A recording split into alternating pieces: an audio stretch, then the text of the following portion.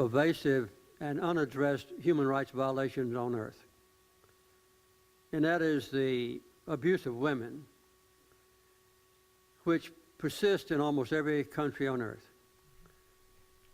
and for which there's a great aversion among men leaders and even some women leaders to admit that this is something that exists, that it's serious and troubling and can be and should be addressed courageously.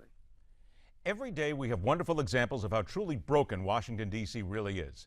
However, we have now found the end-all and be-all example of the argumentative nightmare this former swampland in the District of Columbia has become. Would you believe a bill that has languished without a decision since the Jimmy Carter administration? Believe it. Welcome into Midpoint. President of the Women's Rights Without Frontiers organization, Reggie Littlejohn, joins us today. Reggie, thanks so much for being here. Thank you so much for having me. We were astounded to see this, honestly. This was 1980.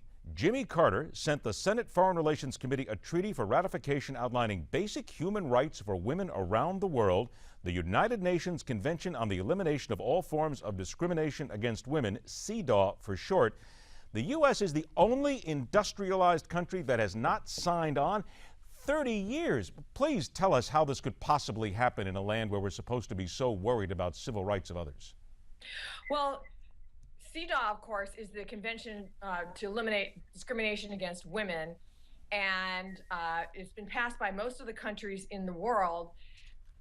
So in terms of the United States, it has to be passed by a 2/3 majority in the Senate. I do not know why that has not happened yet. But I do know that even in countries where it does happen, for example, China, CEDAW itself passed in 1979, and then China ratified it in 1980. And the first thing they did after ratifying CEDAW to eliminate discrimination against women and girls was actually to institute the one-child policy, which is the greatest form of violence against women and girls in the world. So this points out one of the problems with CEDAW, which is that there is no uniform interpretation of what that means. I'm sure that China would argue that this is part of this is not discrimination against women and girls to forcibly abort them. And they would also argue that that they have complied with CEDAW. So there's no enforcement authority, and there's no international interpretation authority either. Okay, but this still comes down to the American government here, and that's what I wanted to focus on for a couple of minutes we have left with you. It is the only international instrument that comprehensively addresses women's rights within political, civil, cultural, economic, and social life. It is still sitting here 30 years later. This has been ratified twice on the committee level and still goes nowhere. Why? Who's at fault here for letting this sit for over 3 decades?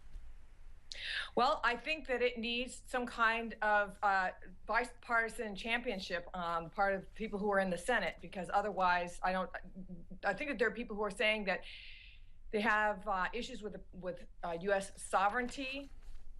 And the other argument against it is that it has been used by other countries as a shield against their true abuses for women.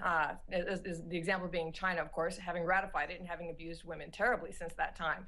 So I'm not an expert on CEDAW, but those are the arguments that I have read are the reasons that it has not yet been ratified. Well, let's do this. About a minute or so that I have left here. There are those who argue that this treaty, and I'm going to quote some of the folks here, can be used by countries with poor women's rights records as a front to look like they are promoting equality while changing little at home. Do you see that as a possibility in this, or do you disagree with that?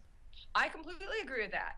I believe that China, for example, has used it as a front, and they can say to people, "Oh, we have ratified CEDAW, and in China, women are equal," and meanwhile, they are dragging women out and forcibly aborting them up to the 9th month of pregnancy. And also, China has a huge problem with gendercide, the sex-selective abortion of baby girls, which has not gotten better, but has gotten worse since they ratified the treaty in 1980. So yes, it can be used as a front by countries to say that they are in favor of women's rights when in fact they're doing nothing to improve them. About 30 seconds or so we have left. Do you see this going anywhere at all, seeing as we're just bringing light on this? And I guarantee you there's people out there who've never heard of it, have no idea that it's been sitting there for so long. But with the politics involved, do you see this ever really going anywhere, at least in the near future? Well, there have been people that there is a movement afoot for the United States to ratify this, and whether that is going to be strong enough to overcome the inertia of 30 years of not ratification is anybody's guess. So that's the status right now as I see it. It is anybody's guess, and that, of course, means when it comes to Washington, anybody's guess is pretty much a good way to put it. Reggie Littlejohn, President, Women's Rights Without Frontiers, we thank you for bringing this to the fore. It's something we will continue to watch, and we'll certainly have you back on again to talk about other issues. Thank you very much. Thank you very much. Think about that for just a minute. 30 years it's been sitting there. But there are those who say that it simply would not be a good deal for America. All right, a great example of the American competitive spirit. 10 years without a victory and never putting that personal drive in park. Anytime you think it might be time to give up, you might want to go ahead and hear the story about our next guest. That's coming up right here on Midpoint, because every day on the Newsmax TV network, we question everything.